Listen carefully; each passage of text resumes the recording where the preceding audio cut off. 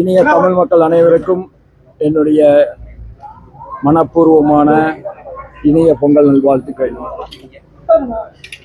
பொங்கல் திருநாள் என்பது விவசாய பெருமக்கள் அறுவடை முடிந்து ஆனந்தமாக தங்கள் இல்லங்களில் மட்டுமில்லாமல் ஊரே கூடி ஒன்றாக மகிழ்ந்திருப்பதுதான் பொங்கல் திருநாள்.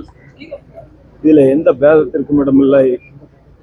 சூரியனை வழிபடுகின்ற நாளாக அது அமைந்தாலும் இயற்கை தந்த வரங்களுக்கெல்லாம் நன்றி சொல்லுகின்ற தமிழ் விழாவாக அது அமைந்திருக்கிறது.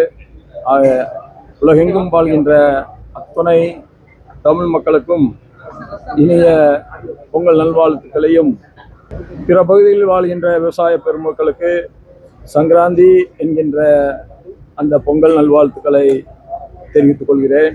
உங்களை எல்லாம் இந்த பொங்கல் நாளில சந்தித்ததில் மிக்க மகிழ்ச்சி. மத்திய அரசு தலைவர் ஒரு புகார் இருந்திருக்கு. அதுக்கு அவர்